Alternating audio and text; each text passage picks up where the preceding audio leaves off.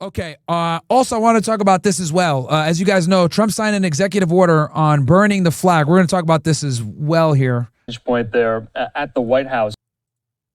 That's where we want to take our next story. So, as you know, you were watching President Trump. He had many events today there in the White House, especially in the Oval Office. Remember, he was meeting with the leader of the Republic of Korea. We're getting into that a little bit later on. We have a lot of international headlines to get to. But this has kind of sparked conversation, something President Trump said, specifically when it comes to burning the American flag and what type of criminal penalties he thinks that should bring with it here. So the president today signing an executive order requiring the Justice Department to investigate and prosecute people for burning the American flag. It's an activity that the U.S. Supreme Court has ruled is legitimate political expression protected by the U.S. Constitution, protected by the First Amendment here. So if you didn't catch this earlier today, this was the moment President Trump brought this up in the Oval Office. Let's watch this.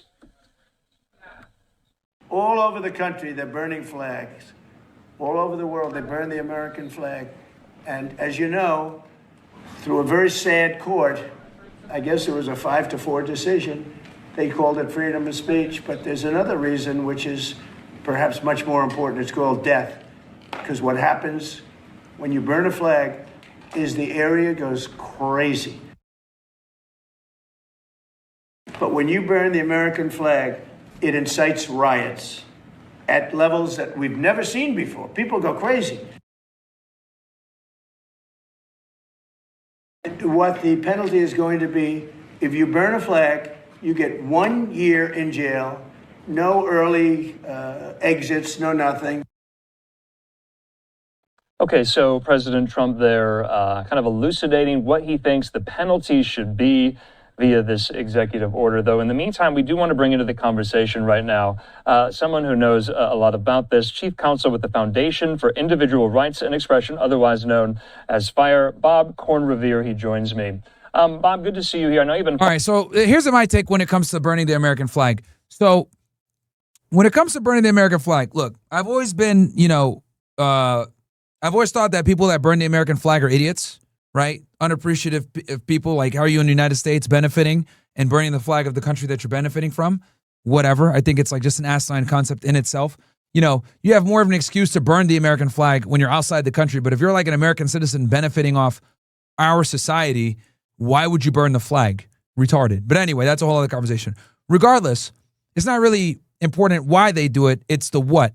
And when it comes to the what, as much as I might disagree with it, I think that, burning the American flag has to be protected. And the reason why is because if you truly love America and you are a nationalist and you're a patriot, you understand that the Constitution is everything. And you also understand that this country is founded upon certain principles. And the cornerstone of the founding of this country was the First Amendment, freedom of speech. It's actually what sets us apart from everywhere else, right?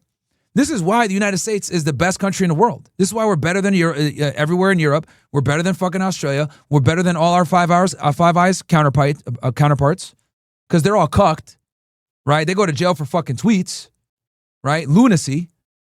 So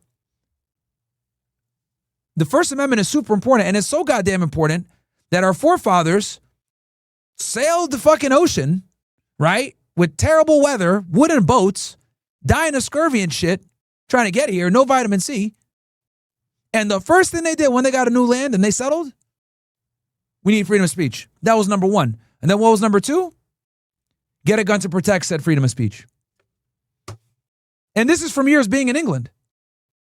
So if you love America, you need to love what America stands for, even if it counter signals your position. You might dislike people, right, that burn the flag. But if you love your country, you got to understand that you must protect that right. Because if you take that guy's right away that's burning the flag, they're going to take more. They're going to take more. All right. The government doesn't say, okay, bro, we took this right. We're good. They're going to continue to take more rights. So you need to exercise it. It's like a muscle, right? If you don't exercise, you don't lift weights, you get atrophy. Same shit. And this idiot in the YouTube chat, Grim says, L take. Bro, you're an idiot, dude. I always like, it's always fun to me, like how I'll just like look at the YouTube chat real quick or the Rumble chat or whatever. Not Rumble or OSS as much, but like there's always some stupid nigga in YouTube chat saying dumb shit like, I'll take. Bro, people are fucking dumb. And you want to know how I know someone is low IQ? Chat, you want to know how I know if someone's stupid? If you say something, right, that they don't agree with, even though it's true, and they'll say, oh, I'll take. Like, a lot of people are incapable of criticizing something that benefits them. So, like, for example, you guys know, despite the fact that I grew up in a Muslim household and that I am technically African-American, I've been extremely critical of the black community, whether they want to accept me as one or not. Who gives a fuck, right? I've been extremely critical of the fatherless society, the, predisposition to commit acts of violence, gang activity, degenerate lifestyle, all this shit, right? But I've also been critical, like, look, like the United States can't be a Muslim majority country. It's just not going to work, unfortunately, because Islamic values don't align with Western democratic values, right? Now, my take on this, right, is antithetical to how I was raised, right? I'm basically criticizing a group of people that I belong to. I should not be doing that. But if someone has the ability to be objective, even in the face of it being counterproductive to them, that's the sign of a higher IQ individual that's capable of critical thinking. But a lot of people are stupid, like this dumb nigga in the chat or these other idiots that say, oh, I'll take. Because for them, their feelings matter more than anything. I don't like you burning the American flag, so, yeah. Well, sorry, buddy. If one person's rights are infringed upon, guess what? All of our rights are going to be infringed upon. You give them an inch, they're going to take a mile, dumbass. They censor you today, they're going to censor, or they censor me today, they're going to censor you tomorrow. So you can't concede any ground on this topic, even if it's for a position that you don't agree with. But low IQ people don't understand this shit. If it doesn't benefit them, they disagree with it. This is what I've realized about idiots. Idiots cannot come to a conclusion that does not benefit them. It's actually one of the fastest ways that if I could tell someone stupid. So I could tell that some of you niggas, 60 IQ, sub-Saharan, redacted, fucking. Following this all day, especially because this kind of rears its head every so often in the national discourse here. Let's just start first up, square off with this. How does a president make this illegal unilaterally via an executive order? Can he do that? Yeah, I don't, look, he made an executive order. I don't see this standing, bro. I don't see this standing in any court of law if someone's actually arrested. Well, he can't do it legally. It's a settled question constitutionally. The Supreme Court has not once, but twice made it clear that not only does the First Amendment protect this burning a flag as a expression of political protest. All right, let me embarrass this guy. Yo, King H, you're on the fucking chair. He goes, L take, big bro, not gonna lie. All right, King H. Congratulations. Fatality. You're about to get cooked. How do I got an L take, bro? Let's go. Give your take on how this is an L take, talking about the burning of a flag needs to be protected. Go ahead, King H. How's it L take? Let's go. Let's go. We got all day, bro.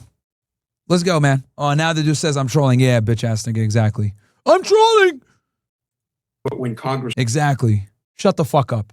Tried to pass a law, that too was found to be unconstitutional. And so you can't paper over that with an executive order. So hey, just be ready, bro. If you niggas want to troll in the chat, bro, I might call you out. This was some while back proposed via constitutional amendment. Obviously, we know that process is much longer than a president signing an executive order. Also, what's Congress's role here? Has the president, do you think, considered all of these options today or no? It doesn't appear that he has thought it through, because a lot of what he was talking about, I really don't know where it comes from, where he talks about having a 1-year penalty and no exceptions. The executive order itself says that they're going to rely on local laws. And if, say, for example, disturbing the peace is violated when someone is burning a flag, then he'll recommend. And guys, look, You guys want to know why he's doing this shit with the burning of the flag? He's doing it because he's been getting a lot of criticism because, as you guys know, burning the Israeli flag is considered hate speech now because it has a Star of David in it. So what they're doing is they're saying, yo, if you burn the Israeli flag, you are violating people's right to practice their religion because it's the Star of David. So what they've been able to do is link Judaism, the religion, which is a protected, institution, to the flag. And that is what makes burning the Israeli flag illegal in the United States right now, damn near, with these new anti-Semitism laws. So what Donnie Boy did was he said, okay, look, I'm getting a lot of slack for making burning of the Israeli flag illegal. Meanwhile, people can burn the American flag with zero consequence. I got to, readjust here. So I don't think he made the executive order so much as to protect American flags from being burned. Rather, it's the shut up critics that say, oh, how can people burn the American flag and not get criticized? But, how can people, burn the American flag and not go to jail? But if people burn the Israeli flag, they do go to jail. This is bullshit. So this is more about self-preservation than allowing or fighting back against non-patriots. It's about being consistent. So I think that's the real reason he signed this executive order. And that the Justice Department either prosecute or recommend local prosecute. So that one... Because I'll tell you how this, Trump is definitely feeling it. He's getting a lot of pressure for, bending the knee for them boys. Molly says, Myron, I highly agree with your take because, like you said, if one right is infringed, the rest of our rights are next. Exactly.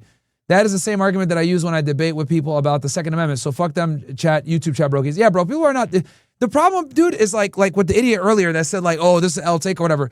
Like, the problem is that you guys are nearsighted. You guys just see the immediate flag burning and you guys get triggered and you say, this needs to be outlawed. But what you don't realize is when you outlaw the flag burning, what's next? Now they're coming after your speech. Now they're coming after, things you might say about a politician. Like, it never ends. They continuously take more and more ground, right? And the more ground you concede, the more ground you're not going to get back. So, whether you agree with a position or not is irrelevant. What matters is you need to protect the speech, okay? You don't have to protect the position. You need to protect the speech from which the position comes. That is what sets us apart from all these other countries, and this is what makes us the best country in the world, okay? And it's really crazy to me how people in this chat who are Americans don't get this shit. JMO124, you rarely see a Japanese, Chinese, Russian, or Indian flag being burned, but in the U.S., disrespecting the national flag is more common. About 60% of Gen Z lacks patriotism or pride in their country, unlike boomer generation. 100% agree with Trump on this decision. Jaymon, Japan, China, Russia, and India don't have a democracy like us to our degree. We're like one of the freest countries in the world, bro. How you gonna compare the United States to a bunch of inferior countries and say, bro, we need to act like these niggas? Bro, at least give me a country that's better. None of these countries are doing better than us. Okay? We're the world superpower for a reason. Weak argument, Jay.